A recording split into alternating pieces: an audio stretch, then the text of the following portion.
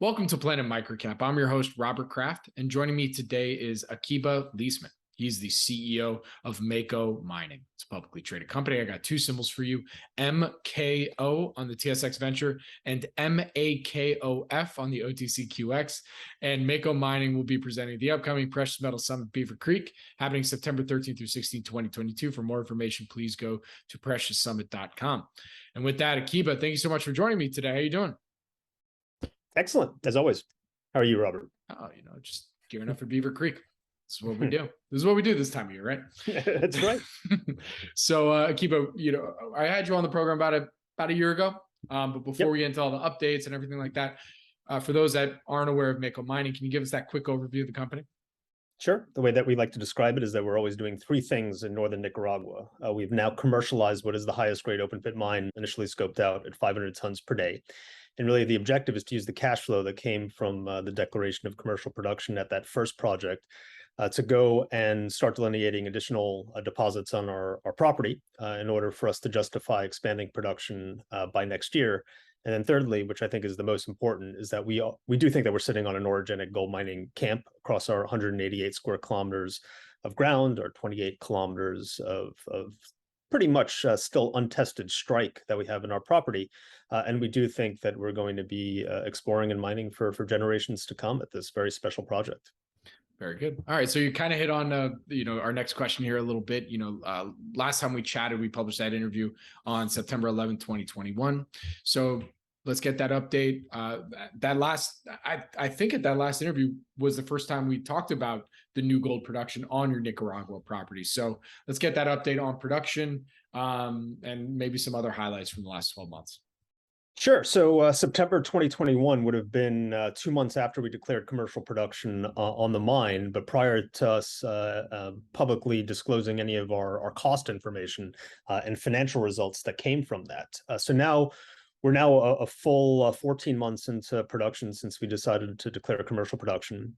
In that time, we've produced just under 40,000 ounces of gold. We generated just under $40 million US of mine cash flow that was used to fund what has been right now a $10 million exploration program that's ramping up pretty significantly to about $1 million and a quarter a month of exploration spend on a $17.2 million exploration program that we approved earlier this year, all funded from cash flow, and the exploration results that we have from the cash flow coming from the mine have been extraordinary. It's basically taking what we found over at San Albino, our primary project, and we're just doing it again and again and again. And eventually we're going to go through the entirety of the 28 kilometers of strike that we have on our property. It truly is a special type of project to be able to get up and running, effectively start small, and then grow into a right-sized company over time. Absolutely. Another question I want to ask you, talking about, because to date, you're the only company that I've talked to, at least this year for precious metals, that not only is exploring, but also now in full scale production, gold production in Nicaragua. Are there any other, either junior miners, or is there anybody else in Nicaragua right now? Sure. So gold is actually Nicaragua's largest export, but that has more to do with just the fact that Nicaragua has a small amount of exports, right? It's a small country, at least from a GDP perspective. The largest gold producer in country is another Canadian listed, junior / mid-tier named Calibre. So they're very successful running their hub and spoke strategy across various deposits over in Nicaragua. There is a Colombian group called Mineros that is a producer out the northeastern part of the country, and then there's a couple of explorers as well that are trying to get their projects up and running over the course of the next 5 or 10 years. Very good. And look, I wanted to give perspective on that because just to listen, we talked to a number of companies in Canada, Colombia, in the main hubs, but you don't really think of Nicaragua as one of the main mining hubs, at least amongst, plebeians like me. So I just wanted to kind of get some of that perspective. But to close this out here today, from what you can tell us, what would you say are some of the company's near-term value catalysts that you really want folks to pay attention to? Right. I mean, ever since I took over as management in 2019, we kind of laid out what was going to be a 5-year plan to execute on our strategy. Start building a mine of reasonable size and scope. We determined that 500 tons per day was the right size on these very high. And by the way, very high grade. The actual vein material that we're pulling out is grading in excess of a half-ounce material. We've been averaging over 16 grams a ton from the vein. Now that gets blended with some hanging wall and footwall material, such that our head grades have been averaging over 8 grams. So around a quarter of an ounce material going to the mill.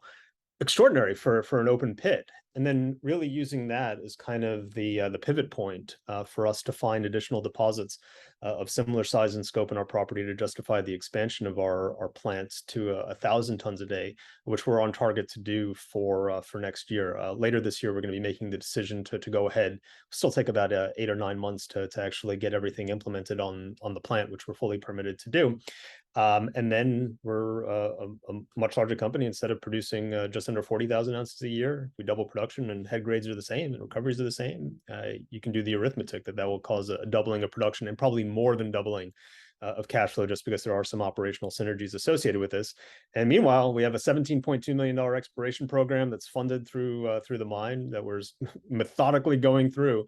And I don't care if you're at San Albino. I don't care if you're 2 kilometers to the south over at Las Conchitas. I don't care if you're 4 kilometers to the south of the historic El Galva mine. I don't care if you're 3 kilometers to the north at Puerto Rios. I don't care if you're 20 kilometers away over at our Segoviana property. Everything on our property is basically the same stuff that we're mining right now. So we do think that there's opportunities to go and delineate these resources methodically, really over years, if not generations.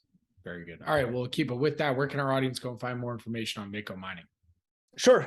We have our website with all our up-to-date material over at MakoMiningCorp.com. I'm a fairly active presence on social media, so Twitter. You can look at our corporate one, or the more fun one is my personal one over at Akiba Leisman. So a lot of shark memes that come with that. So by all means, go check us out.